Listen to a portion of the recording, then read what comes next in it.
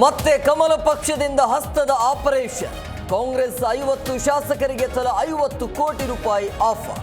CM ಸ್ಫೋಟಕ ಹೇಳಿಕೆಗೆ ಕೈ ನಾಯಕರ ಬೆಂಬಲ.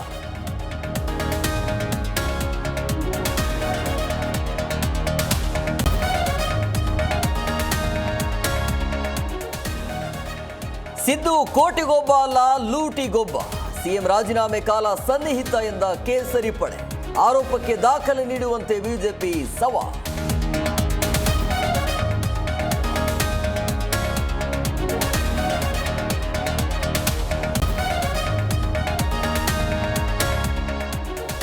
ಕೋವಿಡ್ ಅಕ್ರಮ ತನಿಖೆಗೆ ಸರ್ಕಾರದ ನಿರ್ಧಾರ.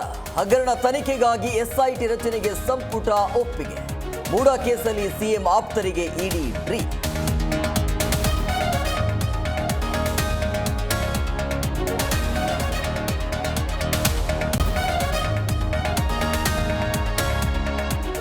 ಜಮೀರ್ ಮಾತಿಂದ ಒಕ್ಕಲಿಗರ ಮತ ಬಂದಿಲ್ಲ.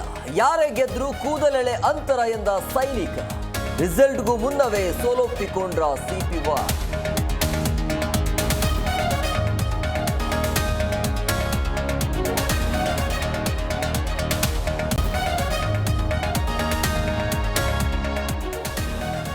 ಸಂವಿಧಾನ ಪುಸ್ತಕ ಪ್ರದರ್ಶನದ ಬಗ್ಗೆ ಮೋದಿ ವ್ಯಂಗ್ಯ.